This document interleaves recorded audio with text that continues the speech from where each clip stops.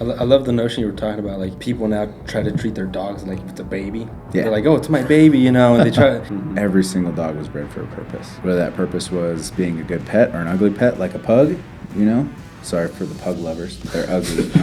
Like those dogs were bred for a purpose. And it was a human purpose, not but like every other dog out there was bred for some reason. And they make a dog for your lifestyle. You said that each dog breed has two dog breeds, pet and a canine, to like not neuter them too young, because then they need that testosterone to build their joints and stuff like that. Exactly. So like, will neutering like affect like if they bark a lot or not? Yeah. Underrated, we the underdogs, underestimated. What's up, guys? Welcome back to the Totem Podcast. I'm your host, Monico Carrillo, and of course we got here Eric. I'm your other co-host on the show. But guys, before we get started, like always, remember that we are on all the podcast streaming platforms like YouTube, Spotify, Apple Podcasts, all that. So you give us a follow on there on YouTube. Make sure to give us a subscribe. If you guys like the guests we're having, just give this video a thumbs up and share it around with other people that you might finds conversations like this interesting. But with that, guys, welcome to the podcast where an act of rebellion is to question. Cool. So today's guest is a great guest, important guest. We love the whole motto stuff that he has. We met him a couple months ago, and he's just great, solid dude. So we're like, we got to have him on. So welcome to the show. Thank you very much. If you don't mind, give us a brief background of like what you are, what you do, and your business and stuff like that. All right. So I'm the owner of Complete Canine Training, founder, CEO, whatever you want to call me. I started training dogs in 2012, turned that into a business in 2015. It was more of a side hustle. 2018, I went full-time with it and been running ever since. I also own an e-commerce store where I sell the canine bite suits, and I dabble in some commercial real estate as well. No, that's cool. First of all, thank you for your service. You're Army, right? Yes. Yeah. Thank you for service on that. Yeah, thank you for your service. Yeah, thank you guys. Thank you for paying your taxes. There you go. That's what's up. No, but Super interesting though, because I mean, I have, like we were talking before, like I have had my share of experiences with dogs, and so has he. So it's like good to get like that other perspective of like that people don't see, like behind the scenes and all that. Right. Yeah, absolutely. So when did you feel like, because you said you started off as a hobby, when did you feel like it was like, you were onto something that you can turn it onto a business? Within the first year of me training dogs, I fell in love with the process of training, and I've always been business minded. So it was just kind of like, I love doing this. And I started I turned it into a business in 2015, but I was training other people's dogs by the beginning of 2013. How'd you learn how to train dogs, or is it just? It was all mentorship. So Okay. I learned from guys who've been doing it for a lot longer than I have. I've worked with like world level champions. I've gone to tons and tons of conferences and seminars and things just to learn the craft. And then, when I felt like I had enough experience to actually like start charging people, then I did. So It's usually how it is once you actually have the experience, and people feel obligated to start paying because they're getting like too good of a service, and if you're just handing it out like for free.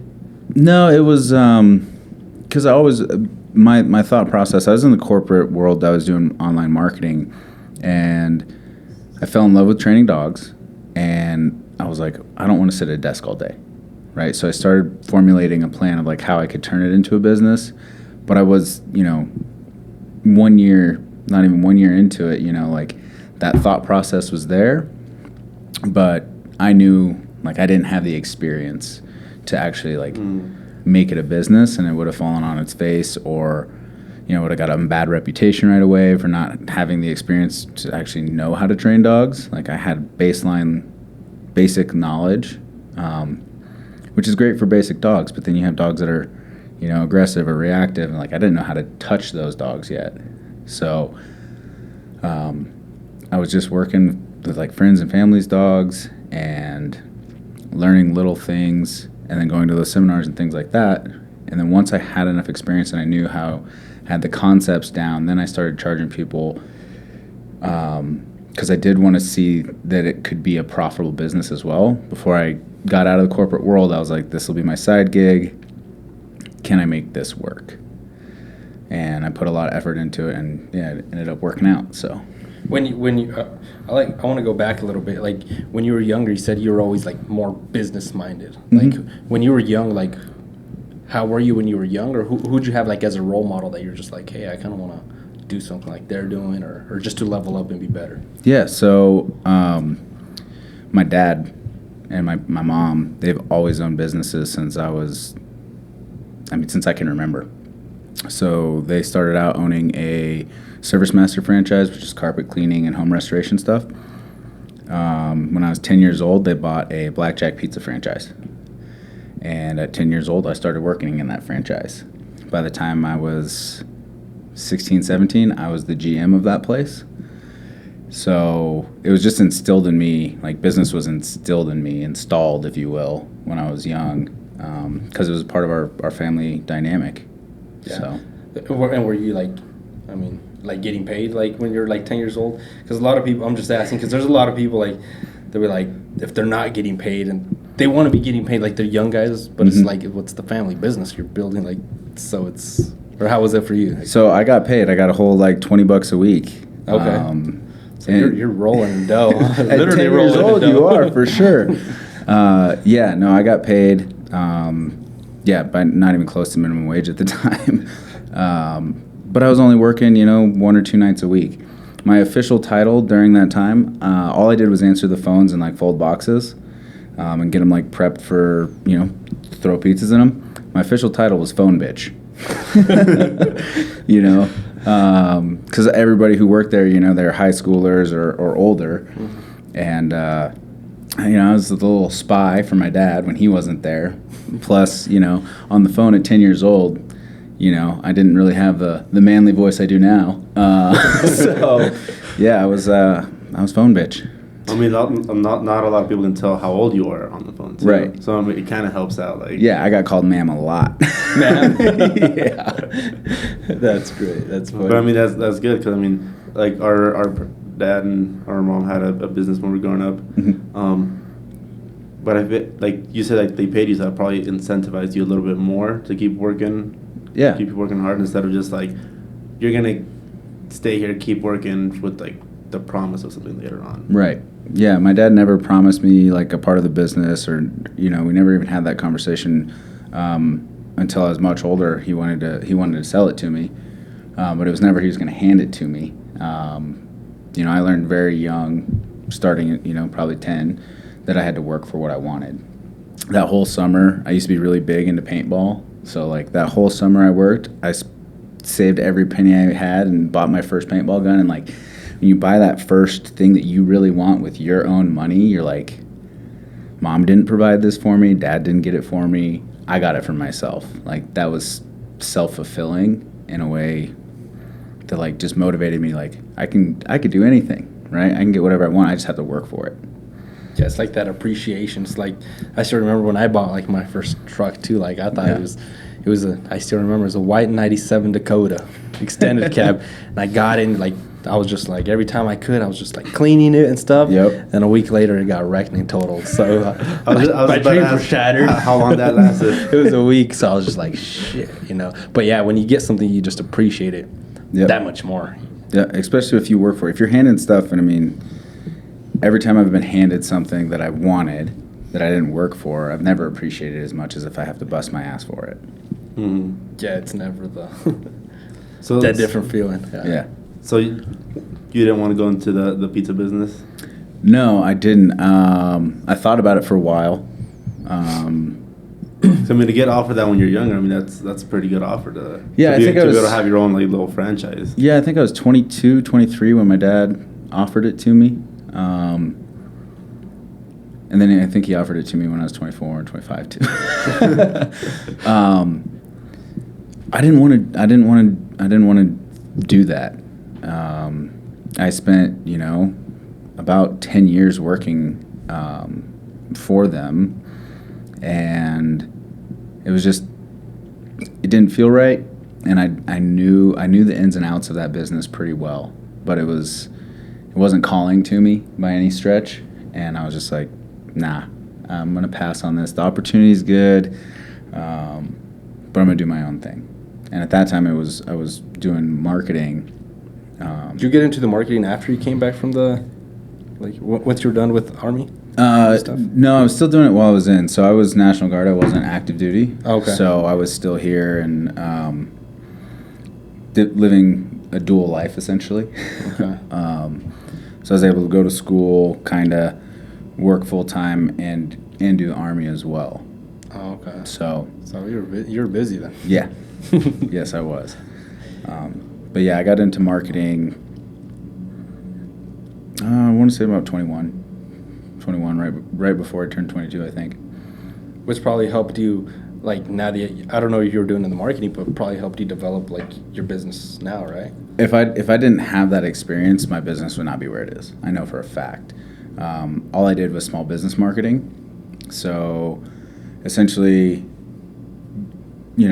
take any small business, mom and pop shop, or online e-commerce store, whatever it might be, and I was putting ads on Google. I was helping them build their websites. I was optimizing for this, that, and the next thing, and getting their online presence up. So without that experience, there's no way, because I would have been like every business owner that I was already helping. They're like, I have no idea what I'm doing in this space. I just know how to make pizza. I don't know how to market myself online. Or I know how to do plumbing, but I don't know how to get business from people searching on Google. So I went from, I know how to market really well, but I have a somewhat idea of how to train dogs. So I, took about a year building my website before I even launched it. And then once I was up to snuff on my dog training skills, then I launched my website, which was already optimized and had all that stuff built into it. So it was ready. So once you hit the marketplace, you were going like 900 miles an hour on the marketing right out the gate. Yeah. Okay. That's awesome. Was that kind of hard to handle at the beginning? All the new business coming in and dealing with new people's dogs that you had no prior experience with? It was hard balancing because it was a side hustle. It wasn't my full-time thing yet. So it was hard balancing my full-time job and my part-time passion. So that was the hardest part. I had turned down more clients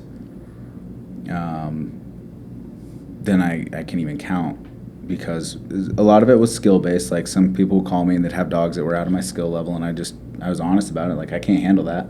And then other times it's that doesn't line up with my schedule. A lot of it didn't line up with my schedule. So, working full-time and then trying to do something part-time, I didn't have much time for sleep. Yeah. When was the moment that you were just you know what, I'm just going full throttle on this? It was around 2017. So 2017, the culture at the company I was working for just started going in a different direction. Part of that was because they grew so fast. So when I was at the marketing company, I was employee number 52. Not necessarily a small company, but I knew everybody in the building. I knew the CEO on a first name basis. He was actually my football coach in high school. So, and then when I left when I kind of made my decision, was the beginning of 2017. I was like, this is going to be my last year. I'm pretty sure this is my last year. There's 450 people at the company. Damn. So in roughly a 5-year time frame, they hired on about an additional 400 people. And I didn't know everybody at that point. It wasn't the cool culture that, Got the human touch got lost. Right. It became corporate. And I just never vibed in that kind of environment. And so the beginning of that year, I was kind of okay, I want to take this full time. I got to get a property. I got to do X, Y, and Z in order to make this happen. And then, it was my final day was January 6th, 2018. And that's the day that I went full time. So before then, were you just doing it kind of out of your house? Yeah, I was doing it mainly at a local park, actually, that was 2 minutes away from my house. Okay. I'd have clients meet me there. We'd have whole group classes there. And I was driving around to other people's houses as well. So I would drive. I mean, I should have, at the time, didn't care. Looking back, I was dumb. But I'd drive to like Denver, then I'd drive to Fort Collins, then I'd drive to Longmont, you know, just to get some experience in. I was also charging like $25 a class. I wasn't even making money. I was like barely breaking even on gas. Like enough to cover the gas to get your experience level up. Right. Yeah. So there's a net zero game for a while when I was learning, and even when I first started charging people, it was still like I was getting more business, but it wasn't necessarily making any money at that point. Again, I guess you kind of just learned as you kind of keep going, but you're meeting at the parks, it's free rent, right? So yeah, I didn't have to pay anything for a facility or nothing. Yeah. So I wanted to ask you this because I seen it on some articles and stuff I was reading about. You says that you love to get bit. Yeah. By the dogs. I was like, wait. I know I don't like to get fucking bit. So I was just like, Yeah. So in the police canine world or personal protection dogs, like.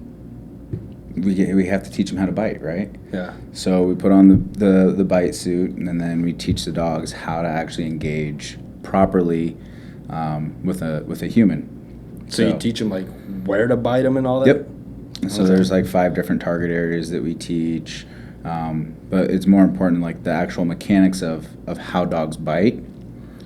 So naturally dogs, like the dogs that most people have been bit by, they just get like snapped at, and the dog like retreats because it's usually out of fear, or the dog grabs and shakes. Well, neither of those are good things for police canines or personal protection dogs, for a handful of different reasons. We want the dog to bite, grab, and hold essentially, and just kind of like get tighter and tighter. So as a decoy, right, that's what we're called when we're the guys in the suits, we're the decoys. It's our job to teach the dogs how to bite properly. Think of it as kind of like your sensei in a karate class. You know, the first thing that happens is, you know, they teach you how to make a fist, then they teach you how to throw your arm, and they're like, oh, but don't just use your arm, throw in your hips with it. So it's very similar, except for I can't talk to a dog. I got to show them through movements and positive feedback and things like that. So I'm just wondering, like, how do you make them like bite you? Because it's like if you tell a dog, go ahead, bite me, they're not gonna like bite you. I mean, maybe, I don't know. So we work with high drive. For those things, we work with a specific type of dog. You're right, every dog will not bite you, but we work with Malinois, German Shepherds, Dutch Shepherds. I've worked with Dobermans, I've worked with Pit Bulls, I've worked with Rotties, I've worked Cane Corsos, like the list goes on.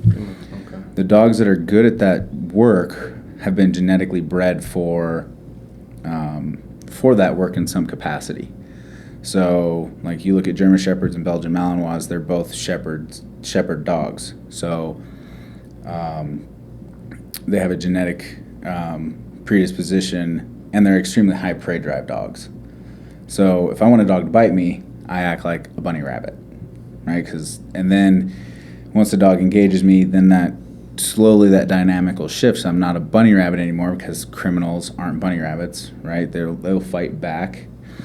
So that dynamic shifts over time once the dog becomes more confident, so that I'm actually fighting with the dog and teaching them that they're essentially the most powerful thing and they can take on anybody. It's this thing I heard you say like on another podcast, is you said that each dog breed has 2 dog breeds. Yeah. There's like a pet and a canine.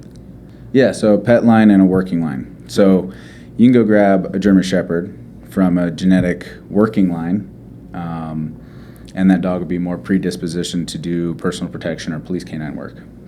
You can also go get a German Shepherd that is from a pet line or a show line, conformation line, and that dog will be the best, hopefully, best pet you'll ever have, you know, because all of that high drive, all the prey drive and, you know, kind of the attitude, if you want to call it that, or the demeanor of the dog has been bred out of them, so that, you know, that doesn't work in a family environment.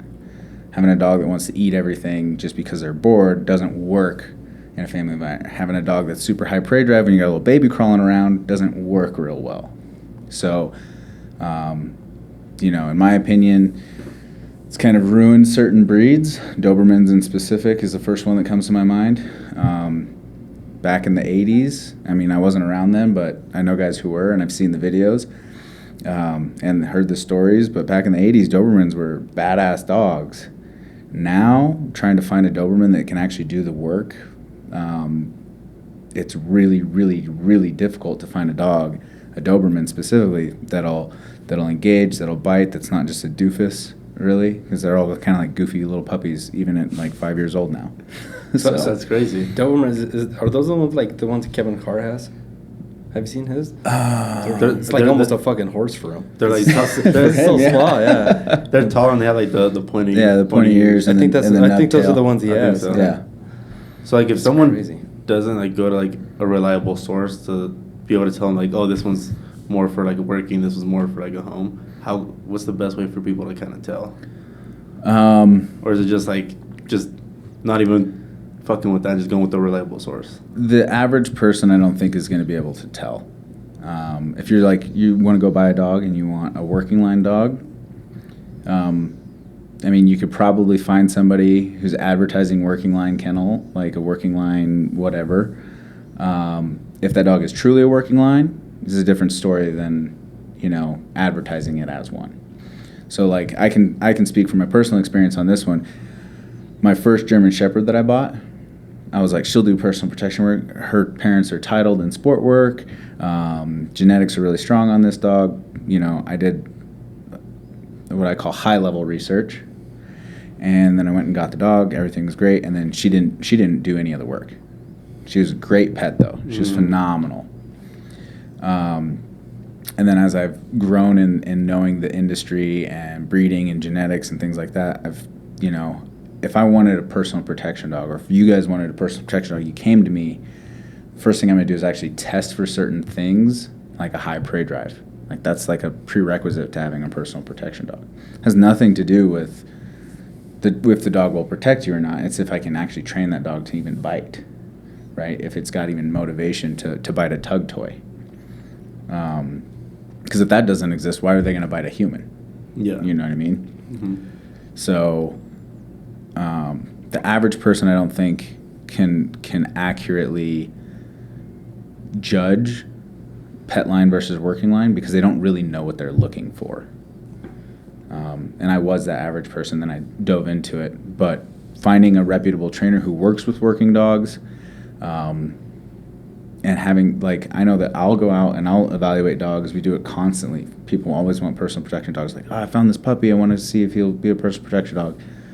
Did you already buy him? Yeah. Okay. Well, there's your first mistake. But I'll still test your dog and we'll see what's going on, right?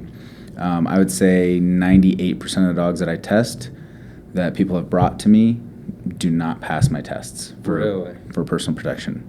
Yeah. That's crazy. That's crazy. So yeah, they're turning I guess softer in a sense. I guess dogs now. Yeah. That's a good way to put it. It's just the percentage of people who want a personal protection dog versus the percentage of people who want a pet is drastically different. 98% of people want a pet. Maybe 2%. Maybe 2% would want a personal protection dog. So from a business standpoint, what does it make sense to breed? Right, you're gonna make pets. Yeah, I love the notion you were talking about.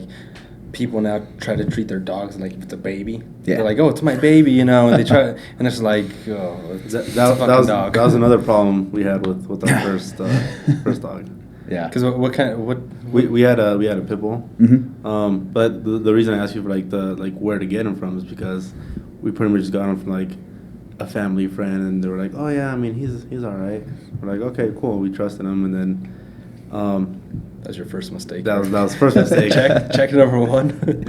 Yeah, and then we got him, and then he was he kind of grew up normal or whatever, and then as he got older and stuff, started getting a little bit more aggressive. Yeah. And then at one point, he even attacked my girlfriend. Mm-hmm. Straight up started barking at her and growling at her and stuff. And that was when she was trying to discipline him. Mm-hmm. So then we went to a dog trainer, got him trained supposedly, and he would follow the commands and stuff. But then like I think it was a couple weeks after that, he like attacked me. Mhm. So then I was like, oh shit. I mean, I think this is probably a point of like we're past the point of return, so that we had to like just get rid of him before shit went further and somebody got hurt. Right. It's a perfect clip it out. Perfect clip for you. You didn't come to Complete Canine Training. That's why. That's why, right. And one of the things too is like we weren't on the same page. Like she would baby him a lot, and then I would try to like discipline him a little bit more. And I think that's one of the things that kind of didn't work out well, because I think like the owner should be like on the same page. Well, it's like giving a kid mixed signals, right? Yeah. Kid doesn't know what to really do. So pit bulls specifically are a very interesting breed.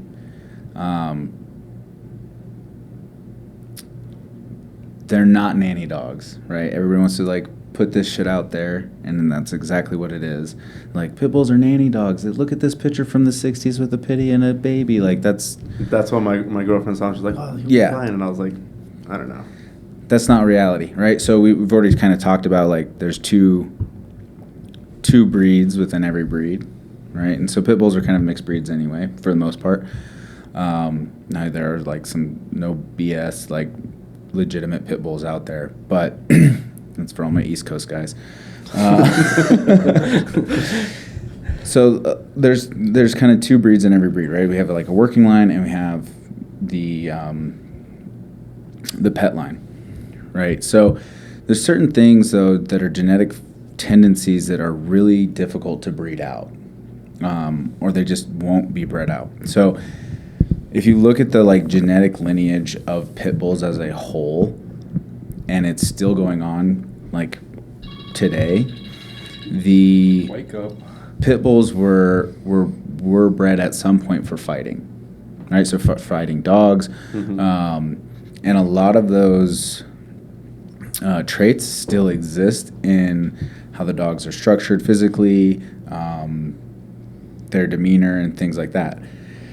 So when you're looking at like pit bulls specifically, everybody like wants to think that they can be like, you might have the sweetest pit bull in the world, but genetics dictate how that dog is going to act. It's not necessarily all of the training, it's genetics. So genetics kind of works like light switches that only turn on. You can't turn a genetic light switch off once it's activated. So and I don't know about your dog specifically, right? I didn't work with them. Mm-hmm. This is just kind of general information. So if I have a pitty and I know that at some point in the lineage of that dog, it was bred for fighting. Maybe that dog has never had a bad interaction with another dog a day in its life. Not a single one. Super friendly with other dogs, does everything, no problem. Then they have one bad interaction, and that fighting switch gets flipped. Now, that dog is either going to do two things. One is going to be fearful of every other dog because they've had a bad experience, and dogs learn through experiences. Or two, they're going to be fearful of every other dog, and they're going to fight to the death because that switch has been flipped on. I can speak on that because I have that pit bull. Okay. Do you have them now? Yeah. Okay. And it's only with certain dogs, which is kind of interesting. My dog had a bad interaction with a female, and a female shepherd. And anytime she sees a female shepherd, it's game on. It has zero interaction. Like it's on site, and it's like on site. It's going down. Wow. What if it's a male shepherd? If it's a shepherd type dog, it's on. Yeah. But it happens specifically with a female, and if the dog is her same size or bigger, it's gonna go down.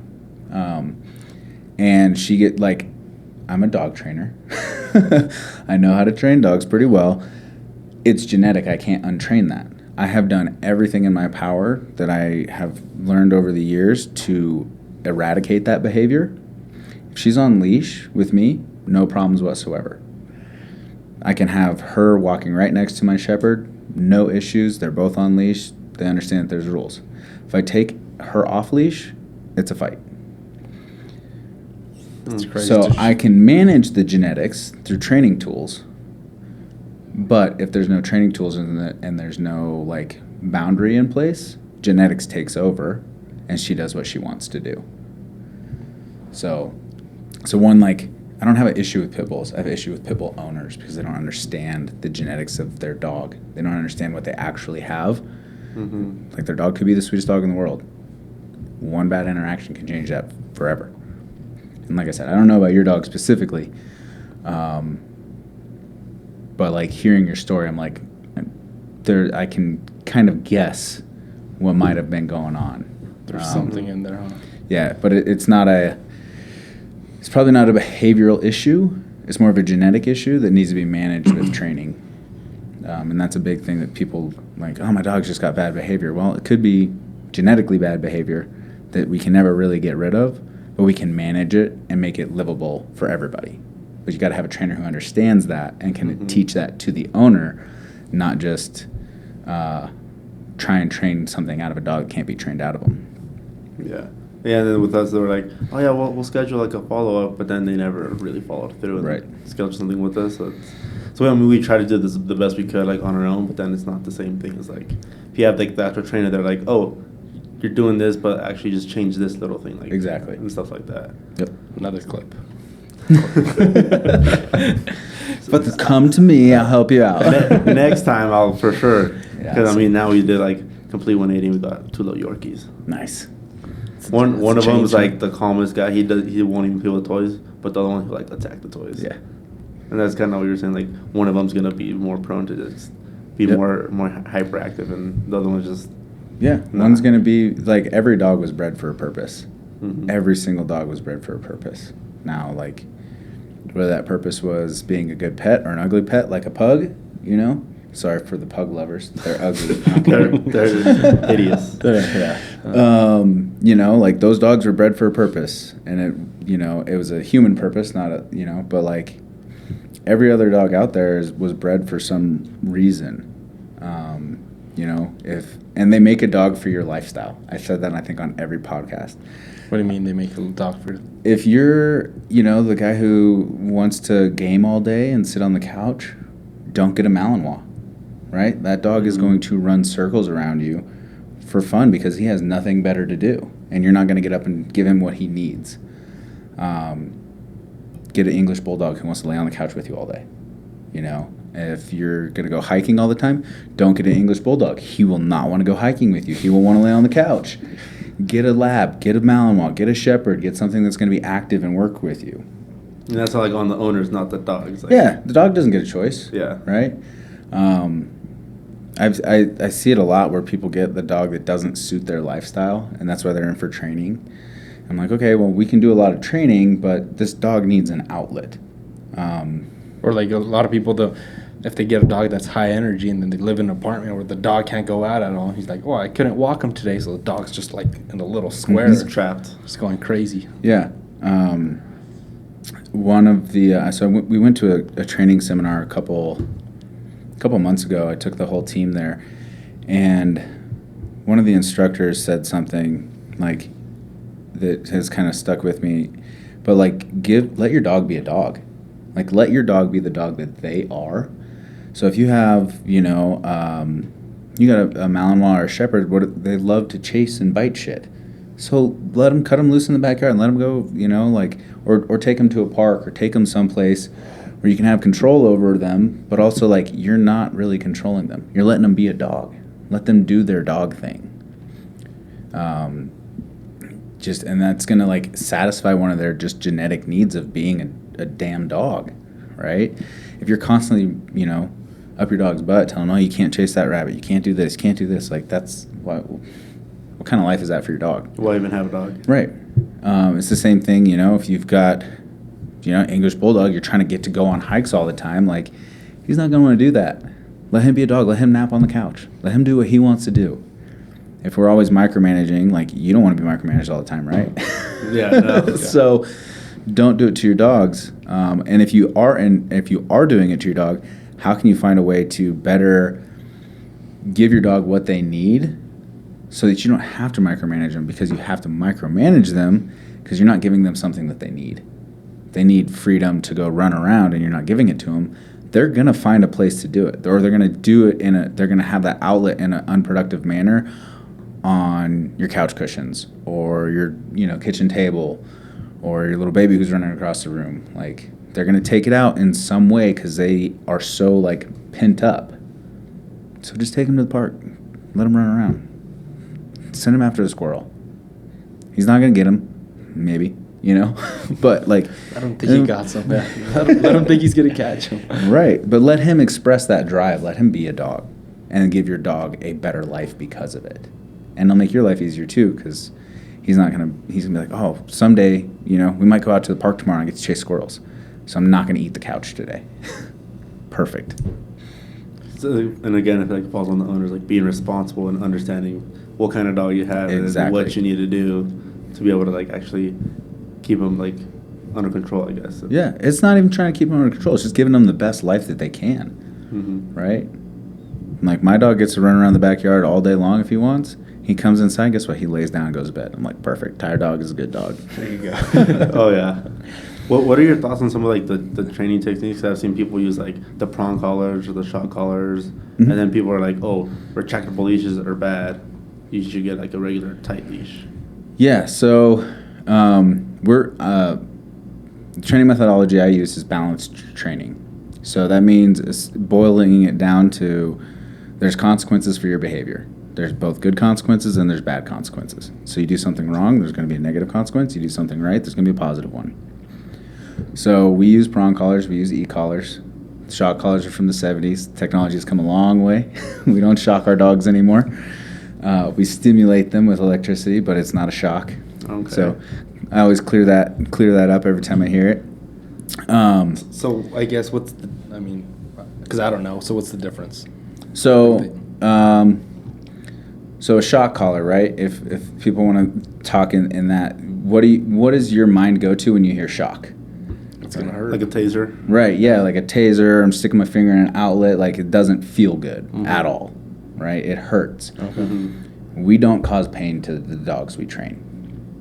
However, we will give them a stimulation that gets their attention, that is uncomfortable, so that I can bring their attention back to me. So a shock collar, stick your finger in an outlet, right? An e-collar, which is what we're using now. Think of a TENS unit that you put on your neck or anywhere, right? If you've ever been to a chiropractor or massage and they're like, yeah, you could use a TENS unit, physical therapy. It just kind of pulsates your muscles, but it doesn't hurt unless they turn it up real high. That's what an e-collar feels like. Okay. With an e-collar, I put one on my arm. I can't feel it till it's at a level 16, which they go from 0 to 100, the ones that we use. There's a bunch of different ones out there, but the ones we use, 0 to 100. At a level 16, that's when I can start to feel it. Not like, that I feel that. It's like, I think I feel that. Most dogs that we work in a range from level 4 to 10. By the time we're done with training, that's the levels we're working at. So I can't even feel it, but they're like, they understand the communication. Okay. It is a communication tool. It's not a punishment tool. Same thing with prong collars. It's not a punishment tool because you did something wrong. I'm, snapping the leash on you. I'm trying to communicate to you, trying to get your attention. You can use both of those tools incorrectly, though, and trainers do, where it is a punishment tool and they're using it to cause harm. But that's the problem. People use the tool incorrectly and they want to disavow it for everybody else, right? Like guns is a good example. Like, every gun owner is a bad person because certain gun owners are bad people. They're not trained properly. Right. With it. Or they're using it for bad shit. Well, it's the same thing with dog training, right? We see some dog trainers, and they're the ones who get put on the news, right? This dog trainer is abusing this dog with a pinch collar. Let's ban pinch collars. Why don't we ban that dog trainer? Because he's the asshole. The tool, if I put it on this table, it's not going to do anything, right? Let's put that collar on that owner. See how he likes Yeah, and let's do that. But then watch me use a pinch collar, and the dog will be like, "Oh, I understand." It's not that bad. If I pull out my pinch collar with my dog, he gets amped. He's like, "What the hell are we gonna go do? Let's fucking work!" Oh, really? Yeah, he gets super excited because it's a communication tool. It's a way we communicate better. Pinch collar was designed to replicate the way that dogs communicate to each other. So how do dogs communicate to each other? They nip at each other, right? So the pinch collar simulates a little nip depending on the pressure that you apply, like you would be getting from, mama dog, and as a puppy, or my play buddy, when I get too rough, he get it, But it's a communication tool. It's not a punishment tool. It can be used as one, but it shouldn't be under 98% of circumstances. There's a couple things out there that, yes, the dog needs to be actually punished, and that's not okay. If you come up to leash at me and you're trying to bite me in the face, you're going to learn that's not okay. That's unacceptable. Just like, your parents probably did you, right? There's certain things, you're getting a finger wag, and there's other things where you're like, okay. Backhand. I get it. I'm not doing that again. So it's kind of the same concept. So tools allow us to actually train dogs appropriately, in my opinion. They can be used incorrectly, and there's people out there who do. But the people who are training dogs and have successful businesses and that are serving their communities by training dogs properly and informing owners use the tools in the proper way. And there's a lot more of those than there are the people who are using them wrong. So what about with is there a difference training dogs if they're neutered or not? No. So that's a myth. Okay. A neutered dog is going to be calmer or this thing. No. It happens in maybe 10% of dogs, where the males get neutered and then their demeanor changes. But for the majority of it, I've never seen neutering truly affect dog behavior on a grand scheme. Oh, because I used to have a dog. He was a husky. He was many years ago. And he was pretty crazy, He was all amped up. He had a lot of energy. But then we neutered him because we're so he can maybe chill a little bit. And he got worse. Yeah. So I was just right? Fuck you, dude. Yeah, just I see how it is. Chop my balls off, game on. But it was worse, so I was just yeah. So I was thinking, was it that thing, it flipped the switch? He was already wired to do those things, or I don't know. Yeah. No, I can't speak on that specifically. Every dog is going to react to things differently. But for the majority, if I was to do an aggregate of all the dogs I've trained that have been, not neutered, or the owners are we got the dog neutered after training, and there's no demeanor change for the most part. Maybe, like I said, maybe 10% of dogs where that actually makes a difference. One thing that I have seen is to not neuter them too young, because then they need that testosterone to build their joints and stuff like that. Exactly. So will neutering affect if they mark a lot or not? That is the one thing I would say that I have seen neutering make a behavioral change in a dog. If you get it before they actually start marking. So if a dog starts marking before they're neutered, and then you neuter them to stop marking, it may or may not work. But if the dog never starts marking and then you neuter them, they probably won't mark. Because it's already a habit built into This them. part of it is a habit, but I don't know the science. I'm not going to try and speak on it. But it has something to do with testosterone and territory. I'm going to broad stroke that one. Yeah. Okay. What's the biggest problem or reason people come to you? Is it just for general just obedience, or is my dog's being aggressive, I need to tone it down, or my dog's not doing what he should be doing? Is it usually someone had a bad experience, or they bring you a really small puppy and want them just to? So we kind of see both sides of that. So we get a lot. We promote this, right? Having a good solid foundation with a young dog will create a solid foundation for the life of your dog. So we actively market to new dog owners, because I know that if you get your dog into training sooner rather than later, you won't have the problems that people experience with dog ownership when you don't do the training earlier. You also become a better dog owner because we teach you how to be a steward for your dog on so many different levels, on how to interact, how to communicate appropriately, how to set boundaries in the home. We kind of give you the playbook on dog ownership when you come to us with a puppy. Even if it's not your first dog, you're still going to get the spiel. I have clients who've brought me 4 or 5 puppies, and I'm like, yep, we're still going to go over this again.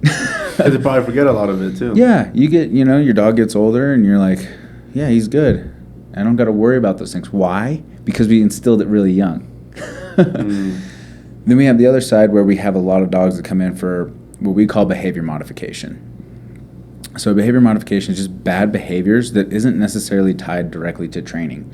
It could be aggression, it could be resource guarding, it could be reactivity. And reactivity is not necessarily a negative, like a negative reaction, but it's an unwanted reaction. So you see the dogs when you're walking like at the park and the dogs are just like going crazy because they like want to say hi and their tails are wagging. They're like, I want to go say hi to that person. Well, that's reactivity. And you also have the other dogs who see another dog and they're like, I'm going to eat that dog. Well, that's negative reactivity. It's not necessarily aggression. And there's a difference between reactivity and aggression, although they show very similarly. True aggression, there's not a whole lot of dogs out there that are truly no bullshit aggressive. That will come up and smoke your dog for no reason.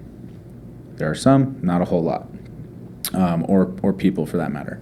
Most dogs won't engage a human. Even the ones who look like they're going to, they won't. But reactivity presents, especially if the dog is fearful of another dog, they get hackles up, big barks, all that. Well, they're saying, hey, don't mess with me because I'm really scared. They're not saying that second part, though. They're like putting on the front. It's like that video. There's two dogs barking at each other, and then they open the gate, and then they're both just like, they both stop. Yep, exactly. That's funny. So, but those are the issues that we see. We get a lot of puppies. We get for foundation work, and then we get a lot of behavior modification for issues like that. And then the people who bring us just like dogs that need basic obedience with no behavior issues, I love those clients because it makes my job easier. But I wouldn't say that's a majority of people. Most people have some sort of behavioral issue that's why they're reaching out to us. Is there like a certain age that's better to start training, or is it just the sooner the better? Ideally for me, I love getting puppies at like 14 weeks old. They're old enough to be through some of their fear periods, they've got a little bit of life experience, and they might have developed some bad habits. Like, not like truly, truly bad habits, but maybe like they're chewing on your socks or something like that. On your shoelaces. Yeah, just like little bad habits that are easily correctable. But they have life experience. Puppies that are 8 weeks old, they don't have any experience other than being with mom. So they've had no freedom, and mom has done all the corrections and everything for us. So bringing an 8-week-old puppy into training isn't ideal. 14 weeks for me is like the sweet spot because the dog is just old enough to like pay attention for just long enough. We can get some good reps in.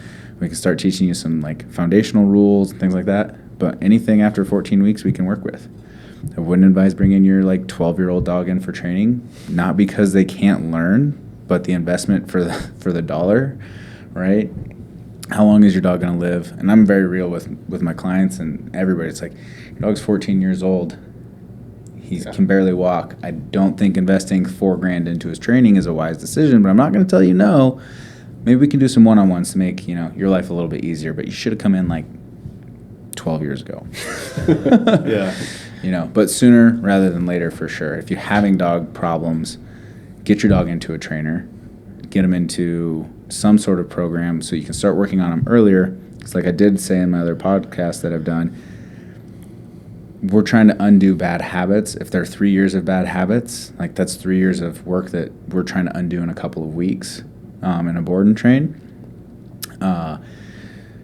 And if it's 12 years of bad habits, it's 12. Like, what's easier to do? I'd rather do 3 years than 12 years. Yeah. So the sooner the better, but not before 14 weeks. That's my preference. That's crazy. So then if I wanted to get another dog, what would your like recommendation be? Like, do I go to you first to kind of help me choose like the right breeder, or like so I can get like a more of a pet one than a working one if that's what I want? And then what would be like the process after that? So we do some brokering for people. We'll get them trained dogs. We get green dogs, which is just young dogs, right? They don't have any training really. But if you want dog advice on what dog to buy, like more than happy to answer those questions for you and point you in the right direction. I've evaluated dogs for people before. Like I've gone with them totally free, just like, let's go look at this dog and see if it's going to fit what you want. So I'll do that side of things, but then we'll talk about like a training program as well. Usually it's going to be, okay, if you're getting a puppy, like, cool. At 14 weeks old, you're going to have a couple weeks to learn this dog. You're going to figure out some things. You're going to bond with them. Then you're going to bring him to us. We're going to work on all the stuff. And then we're going to teach you how to, like, really work with this dog moving forward. For clients that want, like, a personal protection dog, we offer kind of 2 different programs with our personal protection program where you can buy a straight-up trained personal protection dog from us. Like, we'll have a consultation about what's going to fit your lifestyle, like what type of dog you really need, because there's different levels of like activity that you might be doing versus, somebody else. So we're going to find the right fit for you first. Then we'll go procure the dog, train it up to fit within your lifestyle, and then hand you the keys to the Ferrari. The other option is we can work with you to find a good breeder and find a dog for you, and then pretty much the same thing as like puppy stuff. Like, we're going to go get a green dog that's not super young that can do the work, and we're going to take him in for training, and we'll take him in for like 30 days to start, give him back to you. We'll do some ongoing like weekly training, and we'll take him for another 30 to 60 days, and then we kind of like, it's a longer program that way, but it's more involved for the owners. So it just kind of depends on where they want to navigate and what they want to do with their dogs and how involved they want to be in the process. Like the 8-figure CEO who has no time to breathe, he's going to buy a personal protection dog that's trained and ready to go. Mm-hmm. The Army vet who's like got time, busy, but like really wants to develop a relationship with his dog, he's probably going to do the second option.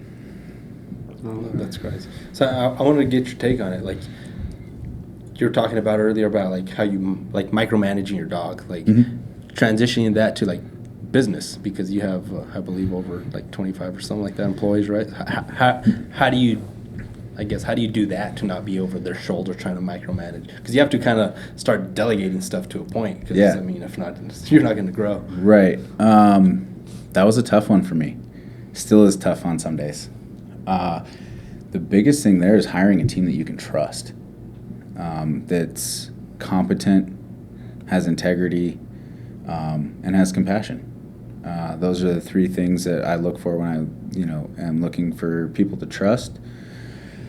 They got to be competent at their job, right? If they're not competent, I'm not going to trust you. Like, if I know you don't know how to teach that dog to sit, I'm going to be over your shoulder, like, making sure you're doing everything right. They got to be They got to have integrity. So, like, if you say you're going to do something, you're going to go do it, and I don't have to worry about that. And then compassion, that's just, for me, we work with animals, we work with clients who are struggling. So if you can't show the animals compassion, you can't show our clients compassion and empathy, like, I can't trust you to talk to clients, so I can't trust you, and I'll be over your shoulder. So for me, it's hiring the right people has allowed me to back off as a micromanager, and then giving them the freedom I say this to my clients with their dogs, give them the freedom to make the right or wrong decision, correct the wrong decision, and reward the right one. So I do the same thing with my clients or with my employees, give them the opportunity, like, hey, here's your task, here's what I need you to do, go do it. I don't necessarily care how it's done with some parameters, right? But you have the option to either make this work or fuck it all up. Yeah. And depending on how it goes, like, maybe you make most of it work, but you fuck a little bit up. We're going to have a conversation about that and fix it, so the next time I don't have to worry about it. But I give them the opportunity to make the right choices, to do the right thing, and then correct when I need to. And then it's kind of like they get to learn on their own what I expect.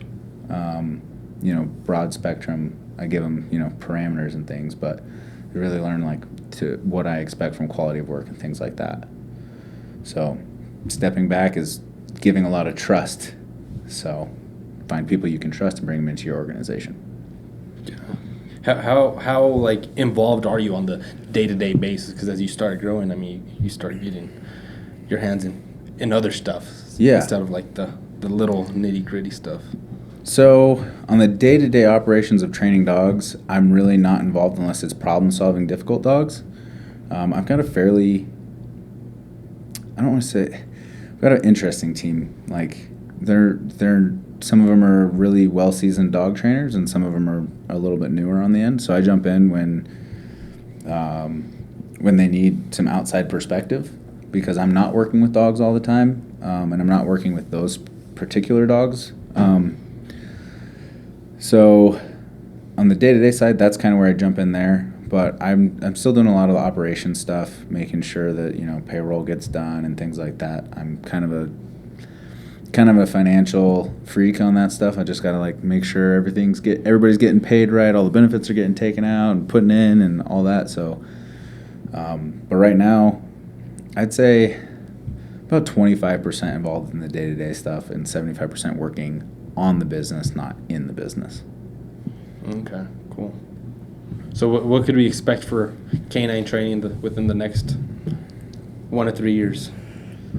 So the goal, I have a 5-year goal of having 48 complete canine training locations in the next 5 years in 15 plus states, right? So however that breaks out, but about 40 locations over the next 5 years.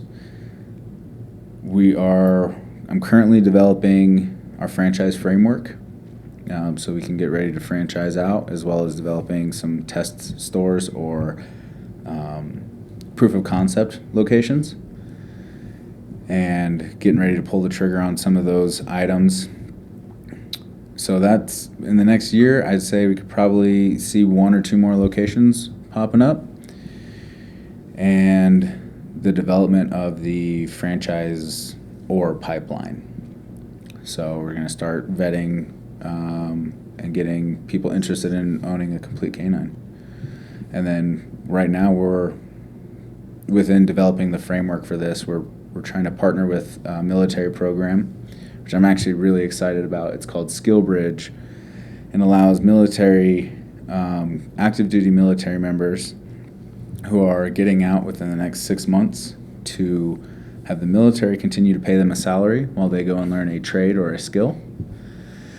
So we're trying to leverage that program to bring in new franchisees or dog trainers, it doesn't matter to me one way or the other, to bring them into the organization, get them trained up on not only how to train dogs, but also how to run a business, so that when these active duty members become veterans, the transition from veteran life to civilian life is not so difficult. We employ a handful of veterans now, and I've watched it change their life, having the structure that dog training requires in their life. So I want to be able to amplify that and give other veterans the ability to transition into civilian life with grace and with confidence, and without all the bullshit that a lot of us did go through. Even though I was National Guard, when I got out of the military, I lost a brotherhood. And every veteran that I've ever talked to feels the exact same way.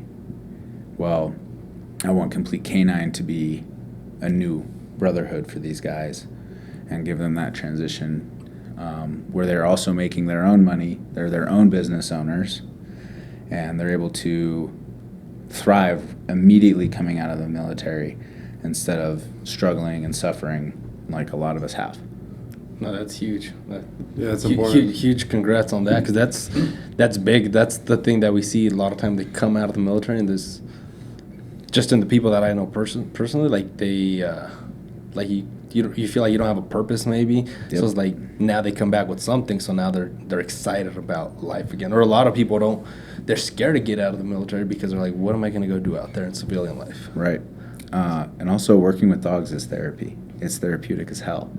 I know that when I'm working with dogs more frequently than I'm working in the office, I'm a happier, better person. You know, I'm like, oh, I can't be mad at you, Fifi, for not sitting. I haven't taught you correctly, you know. But when I'm sitting in my office looking at numbers, I'm like, fucking numbers.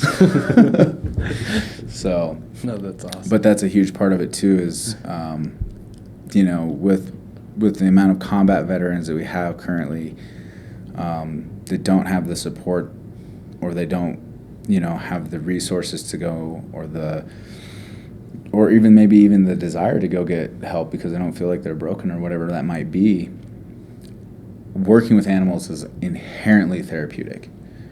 So maybe it opens up their eyes to maybe their own problems. Maybe it helps them deal with their problems. I don't care what it does. I want to help veterans, and I want to see their transition be as smooth as possible. So that's kind of the company mission, from my perspective, is in terms of growth, that's the company mission. In terms of, what the company mission is overall is like we want to educate dog trainers or dog owners on how to be good dog owners.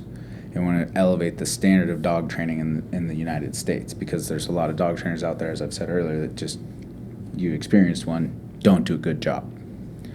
So that's why we want the locations, right? It's two-pronged attack. We want the locations so we can spread the good message of dog training and teach people, the right way to train dogs and communicate with their dogs and be great dog owners. And secondarily, to help veterans reintegrate with civilian life and come out stronger, more confident, and excited. That's actually a really good word. Excited to move forward with their life and start a new chapter.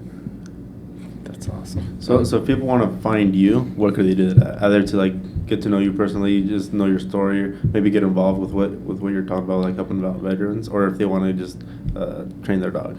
So if you want to get in touch with the company for dog training stuff, it's CompleteCanineTraining.com, all spelled out, all nice and long, because the shorter URL was taken. So Complete Canine, CANINE Training.com. To get in touch with me personally, find me on LinkedIn. I have a Facebook. I don't use it. I don't have an Instagram. I'm not a big fan of the social media thing. But yeah, find me on LinkedIn or shoot me an email. It's just chris@CompleteCanineTraining.com. Sweet, and then we'll put all your links down in the description too, so perfect. That way they can just copy and paste it. They don't have to actually right. go and type it all the way in there. Good Make luck it a with little that easier. Yeah. How did he spell that out again? But Chris, a huge thank you for coming out here today. Yeah, no, thank you guys spending for some time having with us, educating us a little bit, and hopefully the people watching also learn a little bit about it. Yeah, absolutely. No, thank you guys for bringing me on. Yeah, I really appreciate it. I appreciate you. Salute all the stuff you're doing and all the great stuff you're doing in the community and the world. So thank you. We appreciate you. Yeah. So guys, there you have it. If you guys want to learn a little bit more about him, we can put his links down in the description. His website's also going to be down there, so you guys can hit him up for that. But guys, if you guys like this episode, give it a thumbs up. If you think someone else could benefit from this episode, please share it around, because I know a lot of dog owners who would actually, I'm going to send this episode to when it comes out, because they for sure need to pay attention to it. Remember, we're on all the other podcast streaming platforms, so just make sure to subscribe so that way you can be notified every single time we got a new video up. But with that, guys, thank you for tuning into the podcast, where an act of rebellion is the question. Cool. Appreciate it, guys. Yeah. Underrated, we the underdogs, underestimated.